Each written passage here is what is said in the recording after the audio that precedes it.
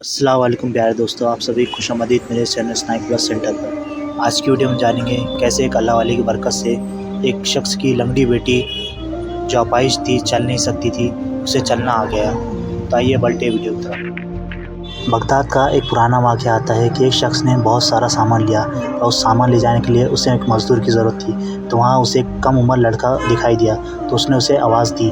उस समय बाज़ारों में मज़दूर बैठा करते थे। वो लड़का आया, उससे कहा कि तुम सामान पहुँचाने में मेरी मदद करोगे, बदले में तुम्हें कितनी रकम चाहिए। उस लड़के ने कहा 300 दिरहम और कहा कि रास्ते में जा मस्जिद दिखी, मुझे नमाज के लिए आप इजाज़त दे दे तो बेहतर है। उस लड़के की बात सुनकर वो आदमी मान गया और उसे काम सौंप दिया। फिर वो दोनों चल पड़े।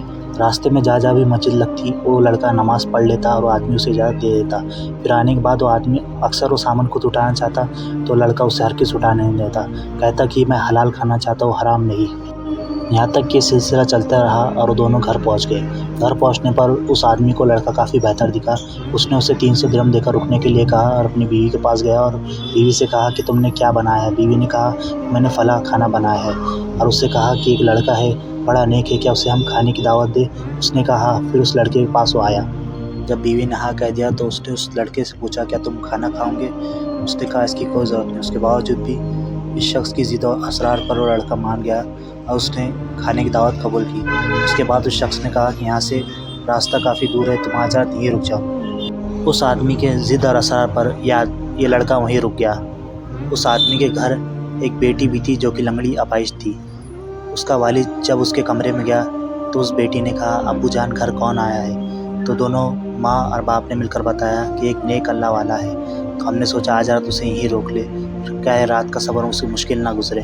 तो बेटी ने कोई एतराज़ ना जताया और सब अपने अपने कमरों में सो गए। अचानक रात का पहर हुआ था कि दरवाजे पर दस्तक हुई।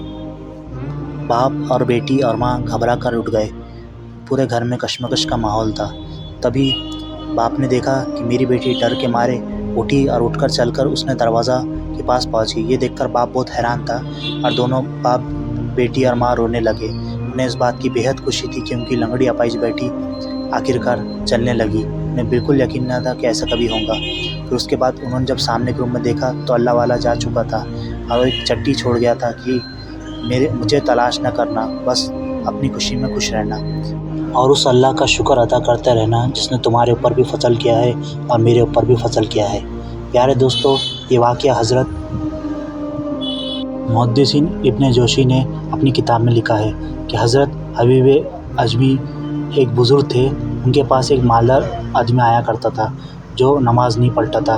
आपने उससे कहा तो नमाज़ क्यों नहीं पढ़ता। उसने कहा मेरी एक माज़ूर बेटी है, अगर वो ठीक हो जाए तो मैं ज़रूर खुदा की नमाज़ पढ़ने लगूँ। तो ये उस शख्स का वाक़या है। प्यारे दोस्तों, ऐसे ही वाक़या और वीडियो देखने के लिए हमारे चैनल को सब्सक्राइब करें और बेल आइकन को दबा दें ताकि आने वाली वीडियो आपको मिलती रहे।